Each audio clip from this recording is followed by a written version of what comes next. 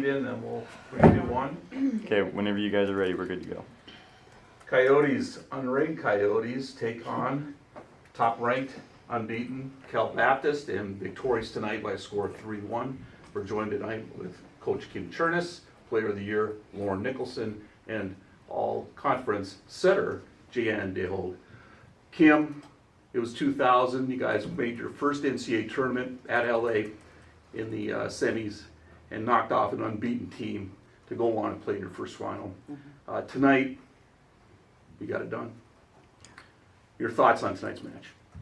I think the girls really had a good time playing in the match tonight. You know, the atmosphere in the gym was really electric.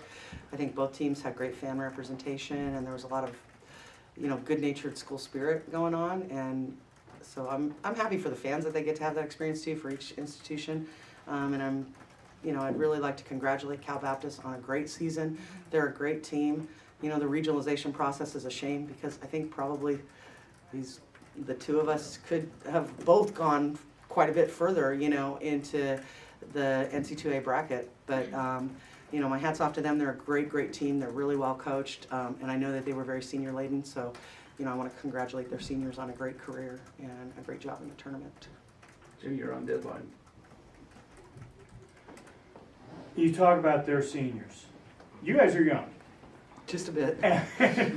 So how much optimism do you have now, the fact that you are in a regional final with a bunch of kids that you're going to have coming back, and you're going to have 2 or 3 years with this nucleus, Lauren, accepting you, but Oh, is that all? Yeah. No problem. you're just a senior. But you know what I'm saying. I mean, you've got enough coming back to be optimistic, not only for now but for the future.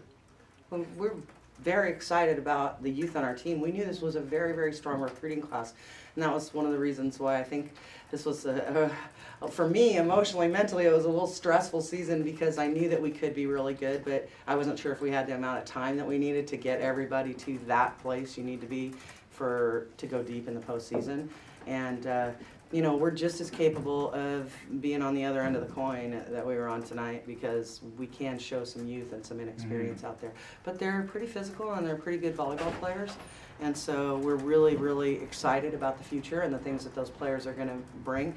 And in the present right now, I'm just trying to enjoy every single day that we have with Lauren and Kelsey and Amanda, our seniors, who are and Morgan, thank you, who are such amazing players and such amazing part of what we're doing today. You know, we're really happy with them. Nick, last night you guys talked a little bit about playing in Anchorage, big boisterous crowd, and that you weren't intimidated by playing that. That was clear tonight that we, Cal State San Bernardino, had a tremendous home support. How was that to be able to play before a crowd like that? And Jay, you can chime in on that as well. I think we feed off of their energy, and then it just makes us want to fight for every point. And then just the crowd's energy, I don't know, it makes us want to go for every single ball. And then at our home games as well, our basketball team and then all our athletics they always try to get into the other team's head, which is kind of what crowds do. But I don't know, we just love the energy and support from our whole school. I think we really build off of it. We use it as good momentum because we know that we talked a lot about it's a teeter-totter, you know, some might go their way, some might go our way, but as long as we stay steady and use that momentum to our advantage, I think that really helps us. I would like to say too about the crowd, I'd like to compliment the crowd tonight because I thought that they were good-natured and they were into it, but I don't think they ever crossed the line, and that says a lot for, you know, because there was a lot on the line, and so I thought that they were good-natured and they were sitting right next to each other, so they really, I think, kept it fun and in the spirit that it should be, you know, in a collegiate type experience, so I thought that was really good. Jan, you did not play the first time these two teams met. How hard was that for you to sit out that first match and watch your teammates get swept in relatively short fashion? And now coming back to this match, how does it feel to play a contributing role in really a pretty big upset in the Division II world. Yeah. You know, it was really unfortunate that I didn't get to play at the beginning of the season. But it just made me look forward and made me look forward and be excited to knowing when I could come back, and knowing what I could do on the court and contribute made me that much more excited and determined to where we are now. And I think I just look forward and say we're going to see them again. You know, and that made me really excited. Coach, I had you guys in a match at Cal State San Marcos that you guys had lost in 5 sets and had a bunch of blocks recorded against you by a pretty good Cal State San Marcos team. Talk about the growth just in that little over a month from that match that you've seen from this group. That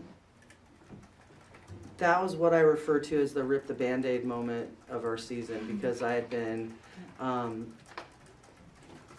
maternally egging Jay along to get to that place where she would just say, I'm fine and I'm gonna play 100% and not worry, because it was it was kind of a rough injury that she had. And so we had been flipping back and forth between a 5-1 and a 6-2, and she hadn't really had the reins all the time. And this is our All-American setter. This is the kid who, at no time on the court, is she not completely in command of our offense. And so that was rough on us at the beginning of the season, especially having so many young players. So when we lost that match, I called her that night. We had San Diego the next day, and I was just like, look, it's over. You're on the floor and you're not coming off. I don't care if you peg leg it. I don't care if you're limping. We're going down in flames with you, or we're winning with you. And she was like, that's all I needed to hear. And she just, from that point on, I don't think we've lost since then. Have we? No. 12 straight since then. Yeah. So bad on me for not ripping that Band-Aid sooner. But I think maybe that was the catalyst she and I both needed. Lauren, Okay, a couple more questions. Okay. Lauren, you get to go out playing in a regional final, hoping to get one more and going to Tampa. Kind of talk about what Western Washington will present, if you guys have seen them at all along the way, film-wise, or? Well, we played them also in Anchorage this preseason, and this tournament is just going to be a fight till the end, and then everyone knows that, so we just have to key in on all of our assignments and just play us. It's gonna be another dogfight. Yep. And the idea that okay, you've played these teams early in the season, but you're a different team now, in For sure. a Definitely. sense. I mean, that's got to be kind of an edge, doesn't it? I mean, It's not an edge. It's just, if anything, it's a disadvantage. All these teams playing each other with so much on the line in the first 2 weeks of the season. When you think about it, it's ridiculous. And so we were just trying to, MacGyver a win together against them. We had freshmen and injuries and everything. We were just trying to find a way to win then. And every time you play a team, that's what you're trying to do, find a way to win. But at least now there will be a little more tactics involved, and we'll have, both teams will be at the end of their seasons and playing their best volleyball supposedly, so it'll be a very interesting matchup. It always is when we play them. We've had a very rivaled past in postseason with Western Washington. Coach, where does this rank? You've been at Cal State for 27 years, 18 times to the regionals.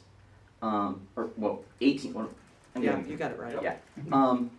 Where does this win, this second round win tonight, You're rank kidding me, among the right? You're wins gonna ask that me you've had here? Or is it just another win in the day in the office? The objective is to put as many of these experiences in the basket as possible. That's it. They're all amazing. They're all great. We want to collect as many of these memories for our program, as many of these experiences. We had kids in the crowd tonight that have been part of other wins that we've had that, they're 27, 28, 30 years old. Kim Morahamfula, who's Lydia's older sister, was sitting up in the crowd. She, was with us when we were playing for a national championship. So we just want as many of these experiences for our university and for our alumni as possible. But this one was awesome. It was super fun. I'm really happy for the kids. Okay, are we good? and one more thing, because I want to ask you about Lydia, because I can't even think of what she's gonna be like by the time she's a junior at this rate. She's Just, pretty special. yeah.